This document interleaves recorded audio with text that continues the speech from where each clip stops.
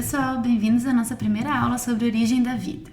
Gente, uma coisa que sempre intrigou ao homem foi: qual a origem dos seres vivos? De onde que vem a vida, né? E nesse meio tempo, pessoal, surgiram muitos teóricos, né? Muitas respostas a essa pergunta. E uma das mais conhecidas é o criacionismo, né? Que existiria um Deus que teria criado todos os seres vivos, né? Inclusive o homem foi criado à sua imagem e semelhança, né?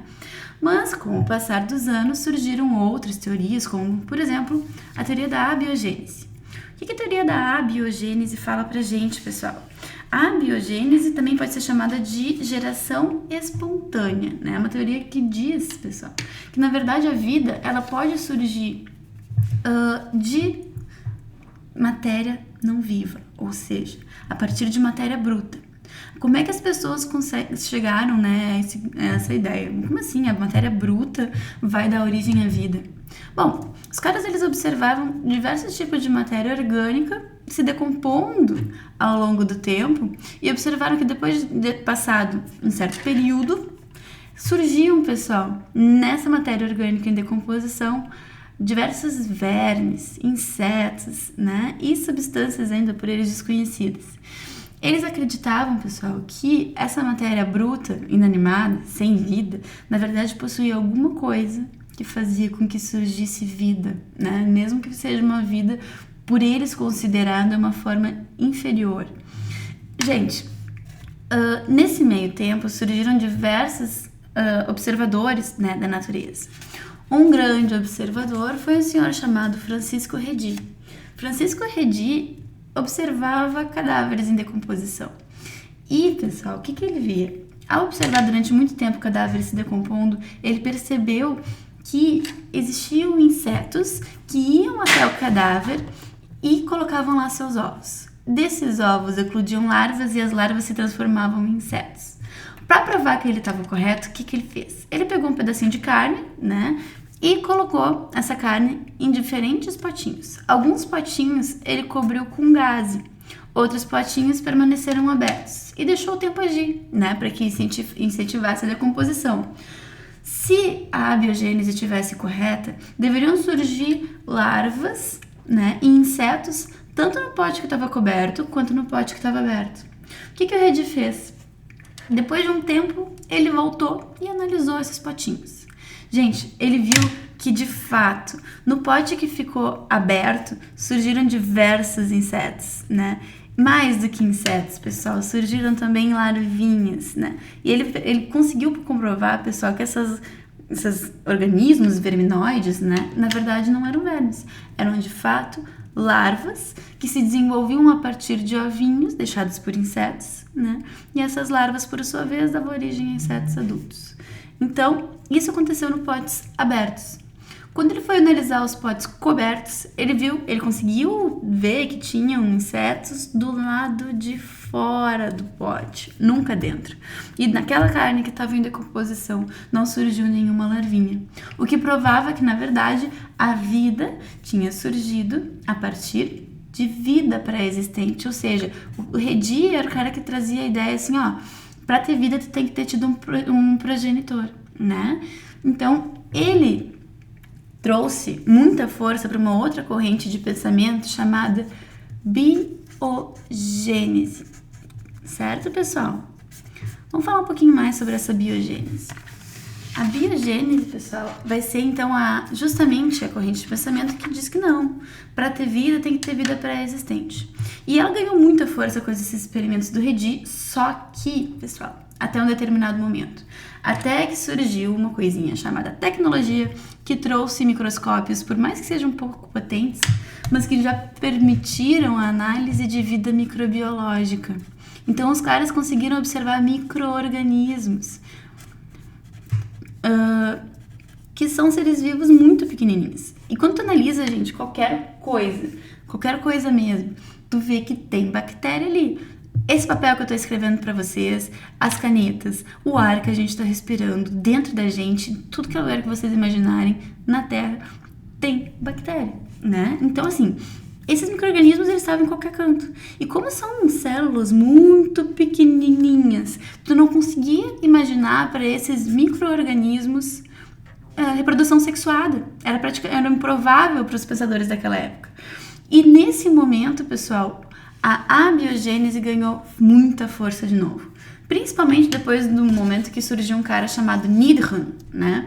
O Needham, ele queria provar que sim, a vida, pelo menos a vida microbiológica, poderia vir a partir da matéria bruta. E para provar isso, ele pegou um frasquinho, né? E esse frasquinho, pessoal, foi preenchido com uma substância que ele chamou de substância nutritiva, que ele acreditava que teria, na verdade, uma grande força vital. O que ele fez? Ele falou assim, não, eu tenho certeza que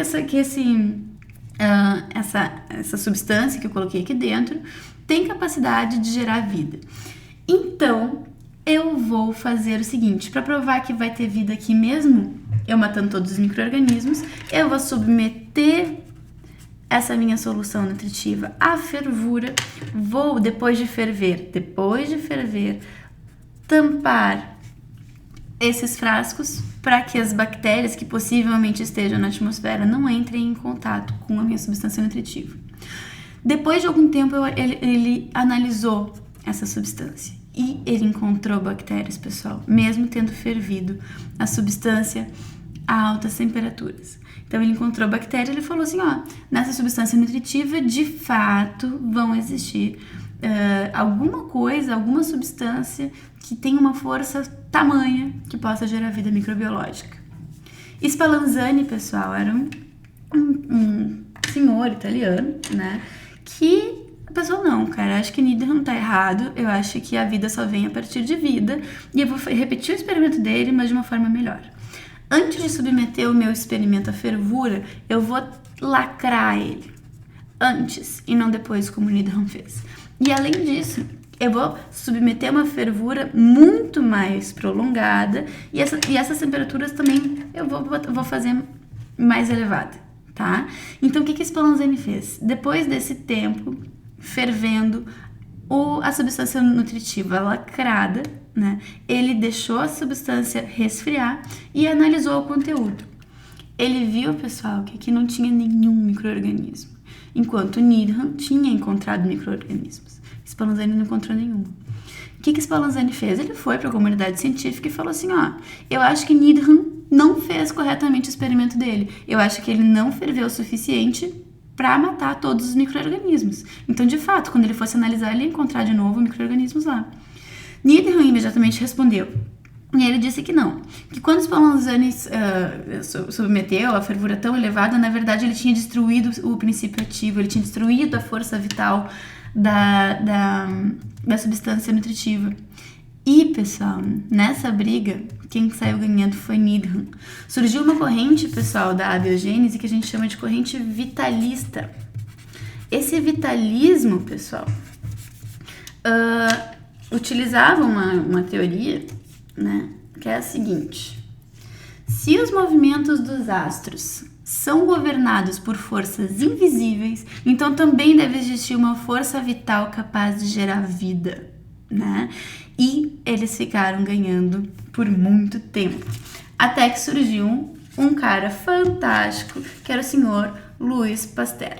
Louis Pasteur, pessoal, aquele cientista famoso lá dos frascos com gargalo em forma de pescoço de cisne. Para acabar com essa discussão, que ele considerava muito boba, ele fez o seguinte experimento. Pegou alguns frascos, colocou neles substâncias altamente nutritivas, né, que deveriam ter uma baita de uma força vital, e submeteu esses frascos à fervura. Fervura que ele considerou adequada para matar todos os micro-organismos. O que acontecia, pessoal? Esse pescoço de cisne, né, na verdade, ele retia gotículas de água.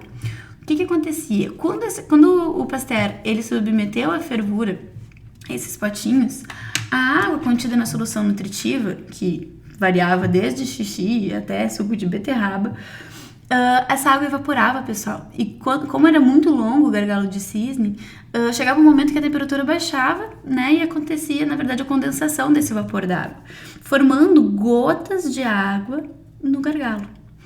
Essa gota de água, pessoal, ela na verdade ia funcionar como se fosse um filtro. Qualquer micro-organismo que tivesse presente na atmosfera não iria conseguir passar por essas gotículas de água. De forma que, mesmo que essa substância passasse muito tempo descansando, vários micro-organismos poderiam se desenvolver aqui, mas nunca na substância vital. Para provar, então, pessoal, que os seres vivos só se desenvolveriam se esses potinhos se a substância nutritiva presente nos potinhos estivesse em contato com a atmosfera, ele simplesmente permitiu que alguns desses potinhos continuassem com o gargalo e outros ele cortou o gargalo, né? De forma que eles ficaram com a substância nutritiva exposta à atmosfera. Ele deixou que a substância resfriasse e depois de algum tempo ele analisou o que existia em cada um dos potinhos. Nos potes onde existia o filtro formado pelas gotas d'água, não existia vida. E nos potes onde o contato com a atmosfera foi permitido, existia vida.